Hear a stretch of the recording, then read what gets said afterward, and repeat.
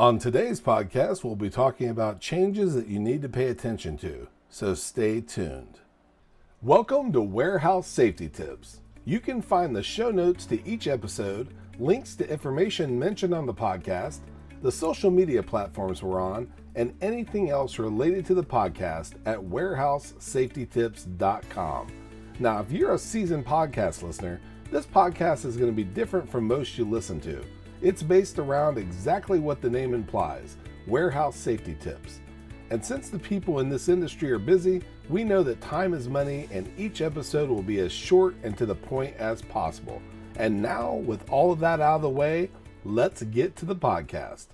How many times have you or someone around you taken off head, lungs, eyes, hands, back, and/or hearing protection because it's uncomfortable or inconvenient, or even ignored wearing it at all?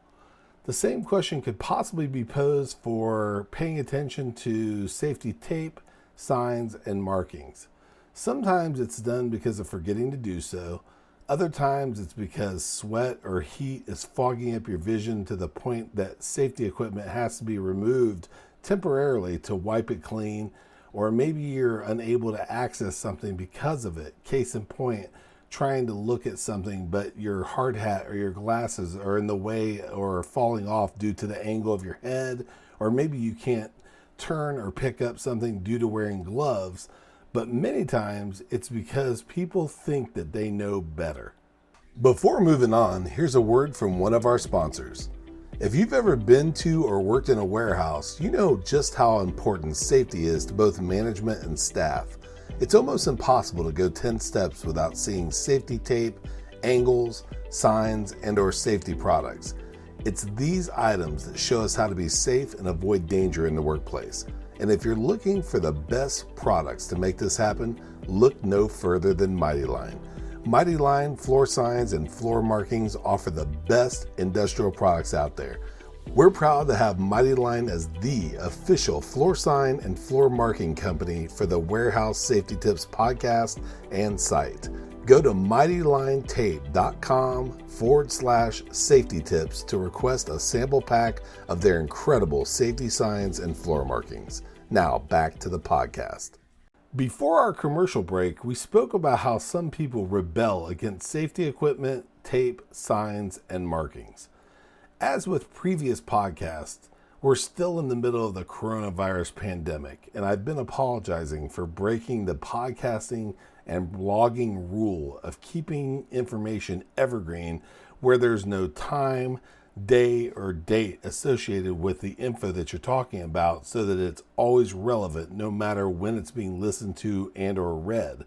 But something occurred to me while preparing that info for today, and it's that safety is always changing.